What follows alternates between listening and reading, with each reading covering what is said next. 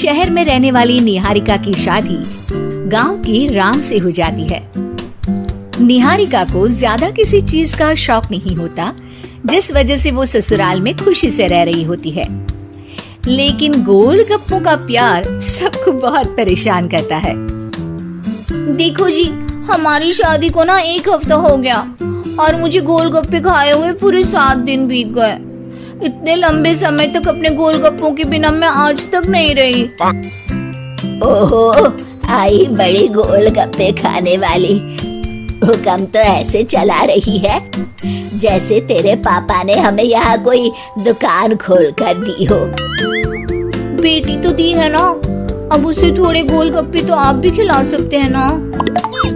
अरे देखो तो जरा, नास पीटे गोलगप्पों के पीछे कैसे कैंची की जैसी जुबान चल रही है इसकी।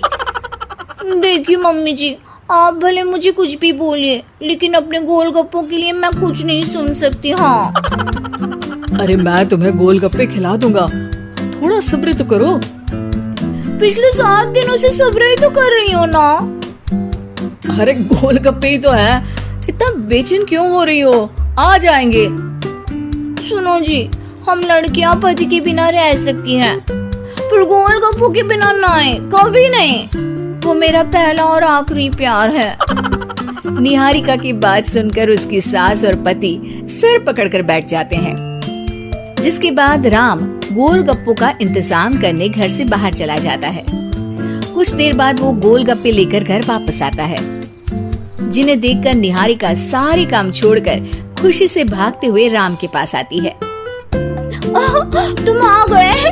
इतनी देर क्यों लगाई? पता है ना मैंने तुम्हें कितना मिस किया। अरे थोड़ी देर पहले ही तो घर से गया था। क्या तुम? अरे मैं तो अपने गोलगप्पों से बात कर रही हूँ, तुमसे नहीं। निहारिका का गोलगप्पों के लिए ऐसा प्यार देखकर राम हैरान रह जाता है। अब वो गोलगप्पों को प्लेट में अच्छे से सजाकर उन्हें खाने बैठती है। लेकिन पहला गोलगप्पा खाते ही वो गुस्से में प्लेट खिसका देती है। ये कैसे घटिया गोलगप्पे उठा कर ले आए? न पानी में स्वाद, न गोलगप्पों में। हाय हाय, महारानी के नखरे तो देखो, इन्हें गोलगप्पे में भी अलग अलग स्वाद चाहिए। ठीक है, आप लोग इस पर बहस मत शुरू कर देना, मैं ना कल दूसरी जगह से खरीद लाऊंगा, ठीक है? अगले दिन राम निहारिका के लिए गांव में दूसरी दुकान से गोलगप्पे खरीद कर लाता है, पर उसे वो भी पसंद नहीं आते। जिसके बाद बहुत दिनों तक यही सिलसिला चलता रहता है, जिसमें राम अपनी पत्नी के लिए दूसरे गांव तक जाकर वहां से भी गोलगप्पे खरीद कर लाता है। पर निहारिका को कहीं के कोई भी गोलगप्पे पसंद ही नहीं आते।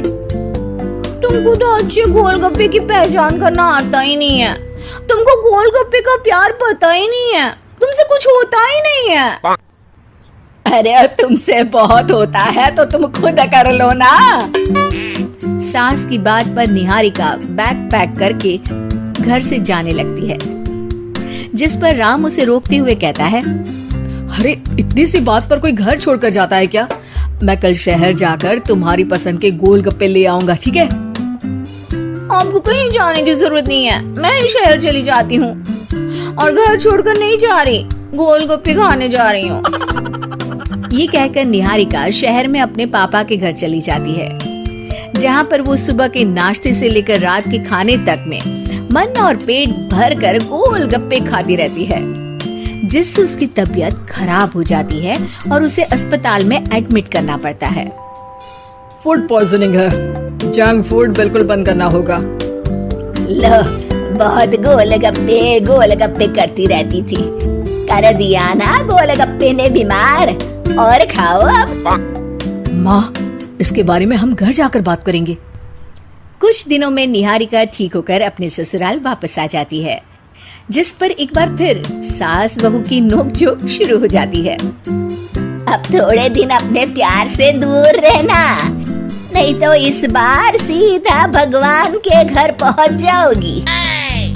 इस बार सास की बात का कोई जवाब दिए बिना निहारिका अपने कमरे में चली जाती है। बीमार होने की वजह से निहारिका गोलगप्पे तो खा नहीं पाती, लेकिन अभी भी उसके मन में हर वक्त उन्हीं के ख्याल चलते रहते हैं। हाय मेरे प्यारे गोलगप्पे, इस कल मुझे फूड पॉइजनिंग ने मुझे मेरे प्यार से दूर कर दिया। मेरे गोलगप्पों, मुझे तुम्हारी बहुत याद आ रही है। अगर मैंने तुम्हें खाया तो मम्मी जी तानों के ही गोलगप्पे बनाकर मुझे खिला देंगी।